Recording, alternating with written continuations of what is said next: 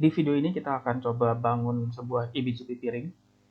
Nantinya eBGP piringnya akan dikoneksikan antara R2 dengan R3, di mana R2 dengan AS number 12 akan terkoneksi dengan R3 yang AS numbernya 3. IP-nya, topologinya melanjutkan di video sebelumnya. Nah, untuk verifikasinya sendiri untuk eksternal BGP sama dengan yang internal BGP ya.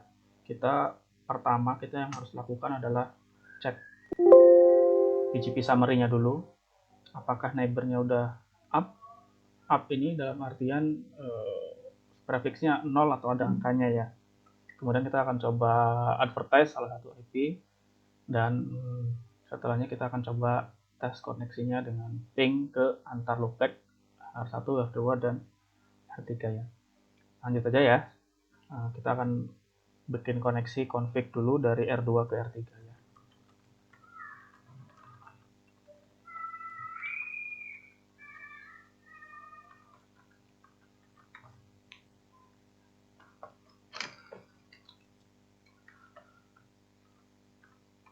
Kita cek existing config BGP-nya menggunakan show run pipe section BGP.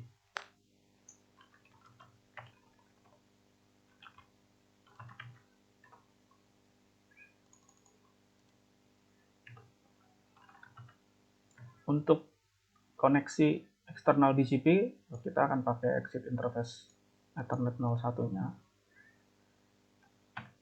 Kenapa kita pakai exit interface 01-nya? Karena memang di real life sendiri, artinya di penggunaan di kenyataannya di service provider ataupun di tempat-tempat yang lain, untuk eksternal BGP akan menggunakan IP yang ada di interface-nya.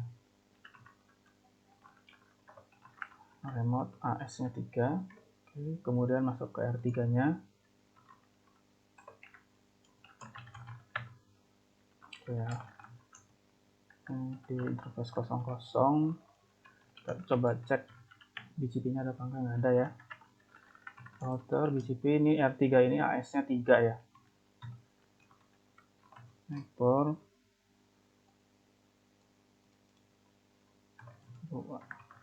remote AS-nya 12. Oke. Kita pastikan dulu naik dulu ini ya. Adjacency-nya. Oke, udah naik ya. Sudah ada log bahwa ini sudah naik ya.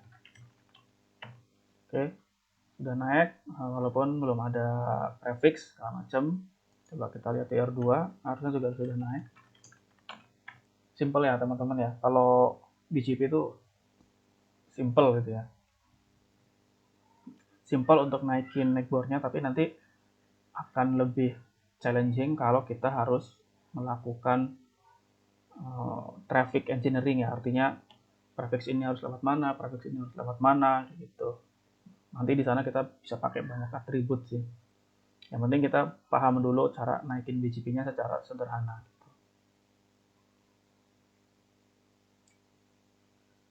Nah, selanjutnya kita akan coba advertise loopback R3 supaya nanti R3 ke R1 ini bisa saling ngeping ya. Jadi ada R3 ke R1 bisa saling ngeping. Karena di R3 belum ada loopback, kita config dulu loopbacknya. Loopback ini diibaratkan nantinya kalau di real life-nya LAN teman-teman ini. IP LAN atau IP server kayak gitu. Oke, sekarang kita coba tuh advertise networknya.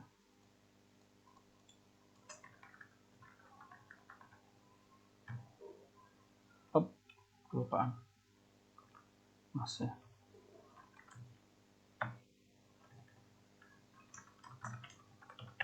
Oke, sini R3 masih kosong. Coba kita cek di R2. Oke ya. Ini terlihat bahwa dari IP 10.10.23.3 itu dia sudah menerima prefix 1. Sekarang ini prefix 1 ini prefix apa sih? Atau IP-nya berapa? Ini kita bisa cek dengan seperti ini.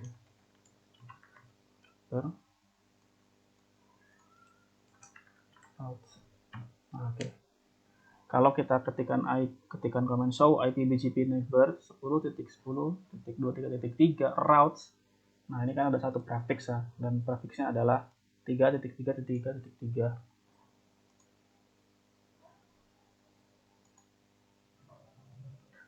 Selanjutnya kita akan coba advertise juga. Nanti R2 akan melakukan advertising juga, karena kan di sini belum ada advertising apa-apa ya. Dan memang jarang sekali ada router yang tidak mengadvertise apa-apa ya. Kalau di dunia nyatanya atau di best practice-nya pasti biasanya setiap router itu pasti melakukan advertising gitu. Ini saya coba cek apakah ada IP loopback-nya. Oh, ada IP loopback-nya. Kita ini aja ya. Kita advertise IP loopback-nya R2. Oh.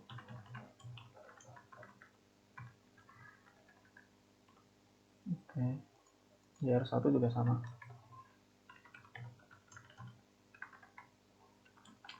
Ini tujuannya apa? Nanti saya pengen nunjukin ke teman-teman ada behavior yang berbeda gitu ketika kita mengkoneksikan sebuah internal BGP dengan eksternal BGP gitu.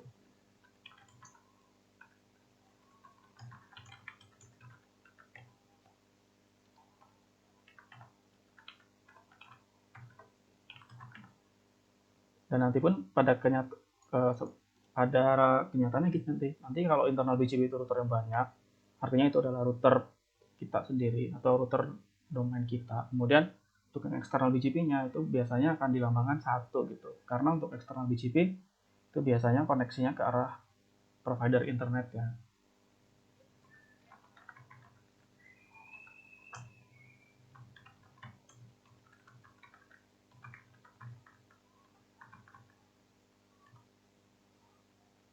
Sekarang kita coba cek di R3 berapa prefix dia ya.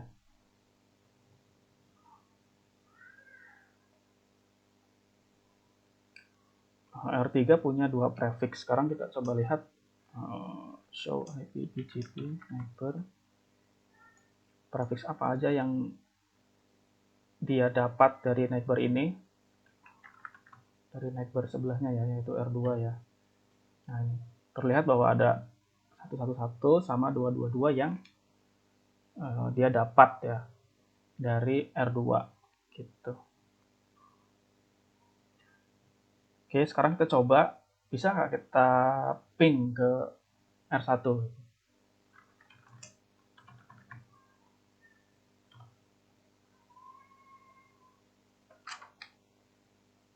Nah, jawabannya nggak bisa teman-teman.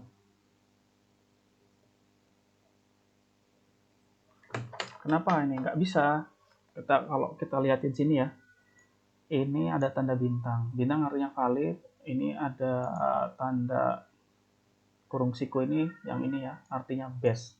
Ini sebenarnya kalau dari R3 ini nggak ada masalah gitu. Sekarang kita coba lihat di R1-nya. Ada masalah nggak gitu ya? Dengan loopback-nya 333 gitu. Nah, kita lihat teman-teman ya. Kalau networknya 333, dia nggak ada tanda sikunya nih. Tanda siku ini artinya base kan. Artinya ini networknya invalid gitu. Kenapa invalid? Karena next hop ini tidak bisa diping dari R1.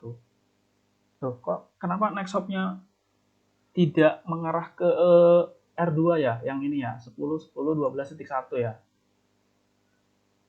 Ya kan? Kenapa next hopnya 10.10.23.3? Which is itu adalah IP point to point antara R2 ke R3, bukan IP point to point antara R1 dengan R2 yang 10.10.12.1.2 gitu.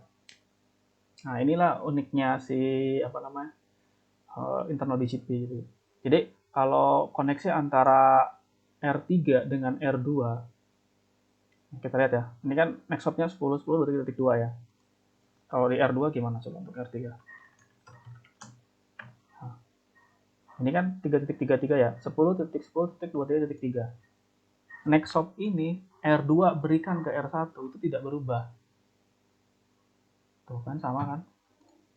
Kita lihat. Coba taruh sini.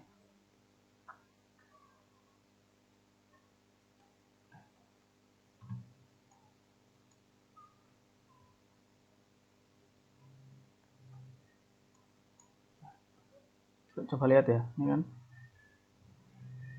3.3.3.11.32, prefix dari R3, next hopnya 10.10.23.3. Artinya dari router 2 ke router 3. Ini udah bagus. Tapi kenapa R1 tidak ke 10.10.12.1? Nah, itu semua routing yang diterima dari eksternal BGP itu masuk ke dalam internal BGP, next hopnya tidak berubah. Itu apa namanya? Ya, itu adalah sifatnya BGP, terkait eksternal BGP dengan internal BGP connection. Terus sekarang gimana caranya biar bisa ngobrol antara R1 dengan R3? Sebenarnya ada beberapa cara ya. Nah, salah satunya adalah mengadvertise network ini 10.10.23.2 di R2. Artinya kita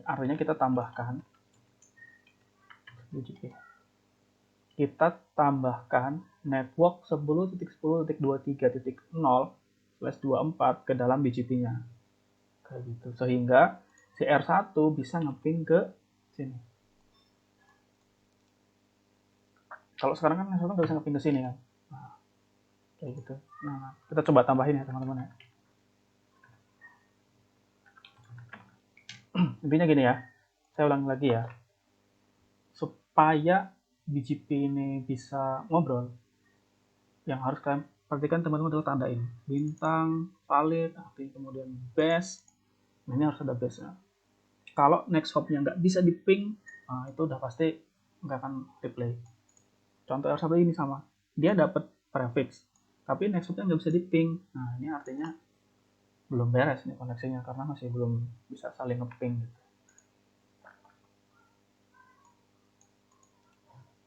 Kita coba tambahkan network point to point-nya ya.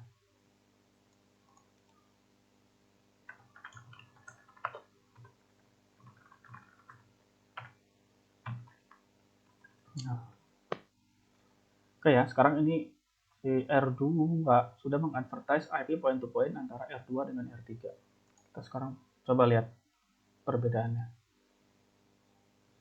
Nah, sudah ada kan tanda ininya sikunya ya. Teman-teman bisa lihat nih. Sebelumnya yang ini 333 ini nggak ada tanda sikunya nih, nggak ada tanda base-nya nih. Sekarang sudah ada gitu. Sekarang kita coba ping, bisa nggak? Bisa. Paham ya teman-teman ya? Paham ya? Sekarang coba kita tes ping kembali dari R1 ke R3 ya. Oh maaf, kebalik. Oh ya betul, dari R1 ke R3. Ping 3. Tuh, nampak lagi nih.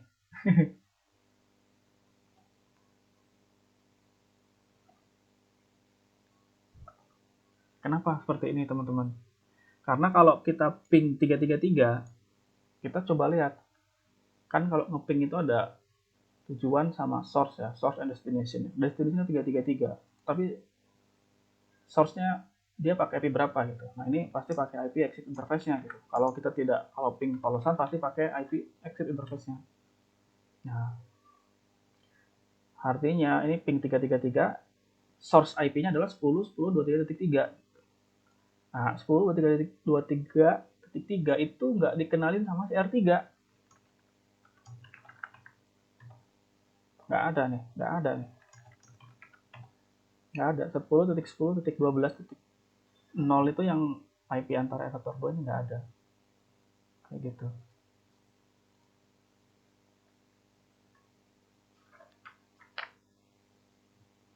Nah, sekarang IP apa yang dikenalin R3 yang ada di R1 gitu. Nah, itu IP R11. Kalau kita ping gini pakai source-nya loopback, nah ini replay nih. Kan replay kan. Karena si satu-satunya dikenalin di R3.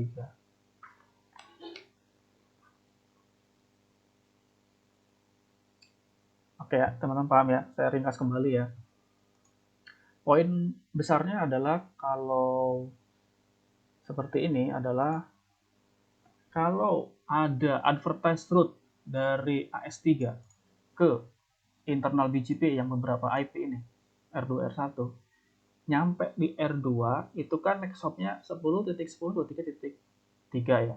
Tapi R2 akan mengadvertise ke R1, itu next hopnya nggak berubah. Tadi kita udah tahu solusinya, caranya kita bisa mengadvertise ini si IP point to point antara R2 dengan R3 ini supaya si R1 tahu routing yang 10.10.2.0. Nah, nanti kita akan ada cara lain untuk bisa saling ngobrol ini, nanti bisa juga pakai next hop self gitu ya. Nanti di video selanjutnya. Terima kasih.